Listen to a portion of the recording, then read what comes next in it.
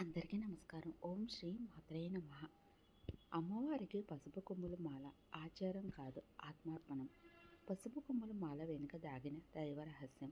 అమ్మవారి పసుపు కొమ్ముల మాల జన్మబంధ విమోచన మార్గం. హరిద్ర మాల మహిమ. అమ్మవారి కృప పొందే పవిత్ర మార్గం. పసుపు కొమ్ముల మాల అహంకార విడిచి అమ్మ పాదాల చెంత.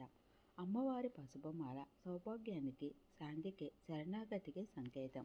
అమ్మవారికి పసుపు కొమ్ముల మాల వేయడం అనేది కేవలం ఒక ఆచారం మాత్రమే కాదు. దీని వెనుక గొప్ప ఆధ్యాత్మిక మరియు శాస్త్రీయ అంతరార్థం దాగి ఉంది. అమ్మవారికి పసుపు కొమ్ముల మాల విశిష్టత గురించి ఈరోజు ఈ వీడియోలో తెలుసుకుందాము. అమ్మవారికి పసుపు కొమ్ముల మాల వేయడం వెనుక ఒక అద్భుతమైన పౌరాణిక నేపథ్యం మరియు అంతరార్థం ఉంది.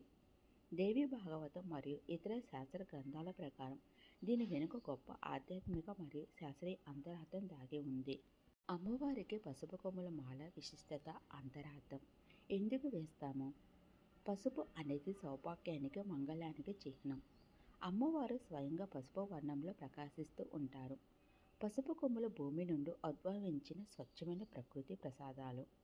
అమ్మవారిని ప్రకృతి స్వరూపిణిగా భావిస్తాం కాబట్టి ఆమెకి ఇష్టమైన పసుపు కొమ్ముల మాలతో మాల వేసి ఆరాధిస్తాము. అంతరార్థం ఏమిటి?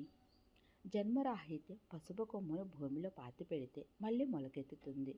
కానీ దానిని ఉడికించి ఎండబెడితే మనం మాల వేసి కొమ్ములు అది మళ్ళీ మొలకెత్తదు. అంటే నాలోని అరిషడ్వర్గాలను, కోరికలను దహించి వేసి నాకు మళ్ళీ జన్మ లేకుండా నీలో ఐక్యం చేసుకో తల్లి అని వేడుకోవడమే దీని అంతరార్థం. కవచం.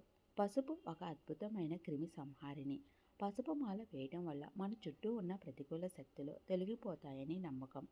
ఎన్ని పసుపు కొమ్ములు ఉండాలి? సాధారణంగా మీ మొక్కు లేదా సంకల్పాన్ని బట్టి సంఖ్య ఉంటుంది. 108 కొమ్ములు. అష్టోత్తర శతనామాల ప్రతీకగా 108 కొమ్ములతో మాల వేయడం అత్యంత శ్రేష్టం. 54 కొమ్ములు 108లో సగం. 21 లేదా 11 కొమ్ములు. చిన్న మొక్కుల కోసం లేదా శక్తి లేని వారు ఈ సంఖ్యలో వేయవచ్చు. ఫలితం ఏమిటి? వివాహం ఆలస్యం అవుతున్న వారు అమ్మవారికి పసుపు కొమ్ముల మాల వేస్తే త్వరగా సంబంధాలు కుదురుతాయి.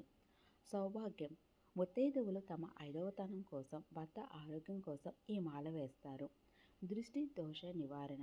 ఇంట్లో లేదా వ్యాపారంలో నరఘోష, దృష్టి దోషాలు ఉన్నవారు అమ్మవారికి ఈ మాల సమర్పిస్తే ఆటంకాలు తొలగిపోతాయి. పసుపు కొమ్ముల మాల పౌరాణిక నేపథ్యం, అంతరార్థం. పౌరాణిక కథ. రక్తబీజ సంహారం ఒక చిన్న సందర్భం. పురాణాల ప్రకారం అమ్మవారు శుంభ, నిశుంభులనే రాక్షసులను సంహరించే క్రమంలో వారి సైన్యాధిపతి రక్తబీజులు